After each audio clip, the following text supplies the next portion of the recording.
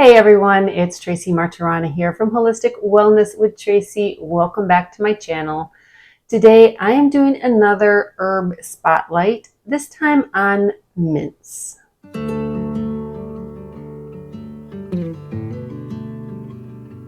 I'm saying mint as if it's one herb, but I'm actually going to be talking about two. I'm talking about both peppermint and spearmint. Most of us are very familiar with the flavors of each, right? They taste very different.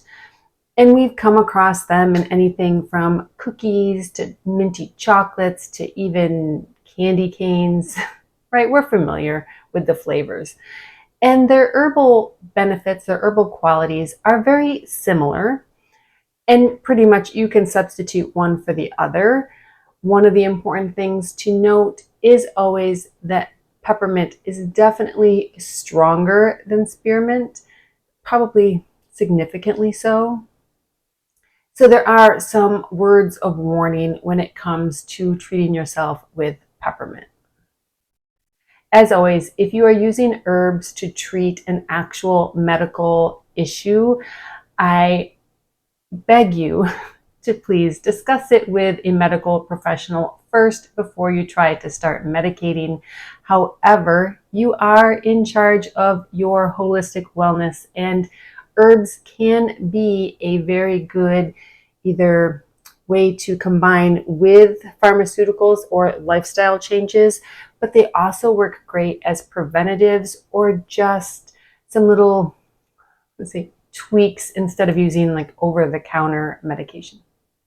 Peppermint and indeed spearmint are both used often to treat digestive upset, but this is where I want to add a word of warning specifically to peppermint, because peppermint is very strong. And if you're taking it for digestive upset, that is great if it's just some indigestion or gas and bloating, that type of thing. But if you suffer from GERD, if you have acid reflux, heartburn, peppermint actually is bad for that.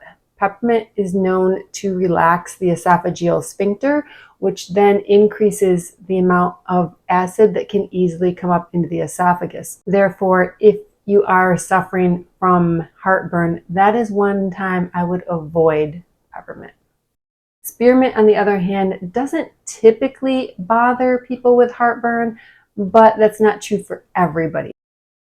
As with everything, people can be allergic. So if you have not really used a lot of peppermint or spearmint, you've not drank tea or used it in cooking, then pay attention the first couple times you use it to make sure you don't have any sort of allergic reaction. And lastly, I feel like peppermint essential oil is a very commonly used oil, and I want to add a word of caution here. All essential oils are very strong. Peppermint is even like stronger. It's got like a heat behind it, peppermint essential oil. So if you have very sensitive skin, you might want to be careful about using peppermint oil directly on your skin without a carrier oil. And even if you do use a carrier oil, afterwards you want to be very careful about washing your hands before touching your eyes or any other private sensitive areas. If you have oil on your hands, one of the best things to do is take like a cooking oil, like olive oil or a vegetable oil, put some of that in your hands and rub that around. It helps loosen the essential oil from your skin, and then use soap and water to wash that oil off, and you will have better luck. Hint, that also works for like cutting hot peppers. And if you're using any essential oil internally, make sure that the brand you're using and the oil you're using is actually safe for internal consumption, because not all are. Enough about that. Let's get on with the benefits and uses of mints. Again, spearmint, peppermint. Mints have an antibacterial quality and really an overall antimicrobial property, which make it really good for oral care. You can use peppermint essential oils to make your own toothpaste. You can use peppermint tea as a mouthwash. In a pinch, you can even just chew on fresh leaves to refresh your breath. but because it's antibacterial, it helps kill the bacteria that cause bad breath and that cause tooth decay. I already mentioned that peppermint and spearmint are very good for the digestive system. They help promote digestion, they stimulate appetite, they reduce bloating and gas. Therefore, having a cup of peppermint or spearmint tea either before or after dinner is just a great way to help yourself digest and feel good, especially if you overeat and your tummy is a little bit off after a big dinner. Ending dinner with a nice cup of peppermint tea, spearmint if peppermint isn't your thing. And then also, if you have bloating or gas, taking a little essential oil, putting it in your hand, maybe with a little carrier oil, and then using that to massage your belly can help relieve those symptoms as well. Mints also act as decongestants. Therefore, diffusing mint when you have a cold can help keep you breathing well, can help reduce cough. And one thing I have found, if you're super congested, like the sinuses feel blocked up, you're struggling to breathe, taking a little bit of oil, putting it on the tip of your thumb, and then taking your thumb and just touching, I was going to say touch down, but touch up on the roof of your mouth as far back as you can get. And then you breathe in and it sort of diffuses right into your sinuses. And soon enough, you can breathe. Mints, and particularly peppermint, but spearmint a little bit as well, benefit the nervous system.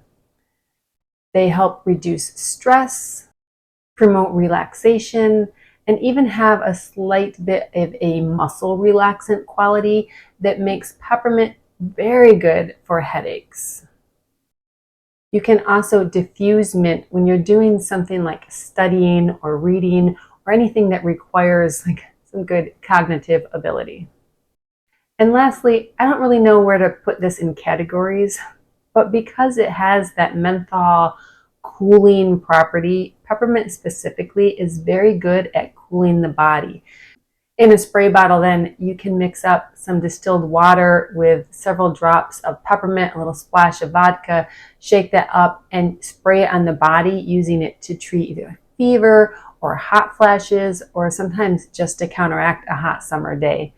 Again, if you're using the peppermint, and actually even if you're using the spearmint too, be very careful where you spray it. Make sure you know where that nozzle is pointing. You don't want to accidentally spray it in your eye, and you don't want to accidentally get it on any sensitive areas. And the last thing I want to talk about is growing mint, either peppermint or spearmint, whichever you prefer.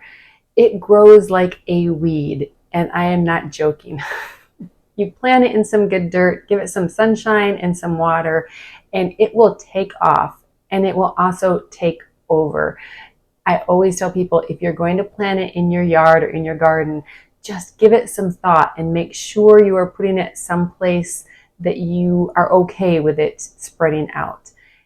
And some people will tell me that, oh, that's okay, I'll just put it in a pot, in a container. No, that won't stop it. I actually had in my backyard a square flower bed that I had it planted in, and the next year I went out and it wasn't growing in there at all, but it was everywhere, all around it, in between rocks and a walkway, and it was everywhere. So give some forethought before you put it in the ground. And speaking of which, if you are going to your garden center to buy spearmint or peppermint, you might be surprised at how many different varieties of mint you find. Now, there's a standard peppermint and a standard spearmint. And those, if you're going to use it medically or even for any sort of herbal remedies, those are really what you want. However, there are varieties like chocolate mint and pineapple mint, and I don't even know how many others. And those are okay. If that's something you want to try, something you want to play with, they do still have medicinal qualities. They're not going to be as strong as the original plants, but they're fun. You might like them. Thank you so much for joining me today. I hope you enjoyed this quick video, and I hope you're going to give mints a try, whether it's tea for a headache or like that little trick of essential oil on the roof of your mouth so that you can breathe next time you have a cold. Give it a try. I think you'll like it. Thanks so much for joining me. Have a great day.